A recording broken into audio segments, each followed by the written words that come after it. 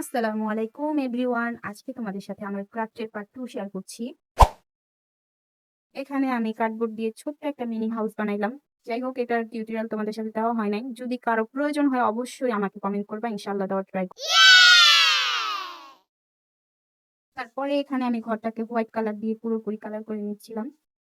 এই তো ঘরের আশেপাশে কালার করা শেষ, এখন চালের অংশটা বাকি আছে। চালের অংশের জন্য আমি এখানে সিলভার কালারটা ইউজ করছি মনিসমার্টের। এখন তোমরাই বলো এটাকে কি রিয়েলিস্টিক লাগছে কিনা। এই ঘরটাকে একটু পুরাতন দেখানোর জন্য আমি এখানে ব্রাউন সিয়ানা কালারটা ইউজ করে একেবারে পুরোনো টিন বানিয়ে ফেললাম। দেখতেই পাচ্ছ, প্রথমে আমি ব্রাউন সিয়ানা কালারটা নিয়ে কিছু কিছু অংশে কালার করে দিচ্ছি।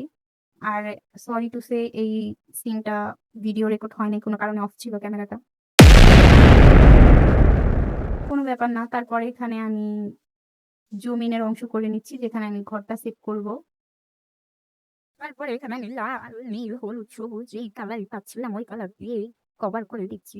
যাই হোক, টেনশনের কিছু নাই, কারণ এখানে আমি শুকানোর পর অবশ্যই মাটির রংটা করে দিব, তখন পুরোপুরি রিয়েলিস্টিক।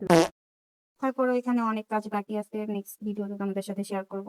এর জন্য অবশ্যই আমার চ্যানেলটাকে সাবস্ক্রাইব করতে হবে, আর ফেসবুক থেকে দেখলে। এই তো ঘর বানানোর পর ঘরে আমি ছোট ছোট সিঁড়ি দিয়ে দিলাম ঘর থেকে নামার জন্য। হ্যাঁ, এরকম একটা সুন্দর জায়গায় যদি আমার নিজের ঘর হতো কতই ভালো হতো। যাই হোক, নেক্সট টাইম তোমাদের সাথে এই আঙুর ফলের ডালটা দিয়ে একটা রিয়েলিস্টিক গাছ বানায় দেখাম ইনশাআল্লাহ।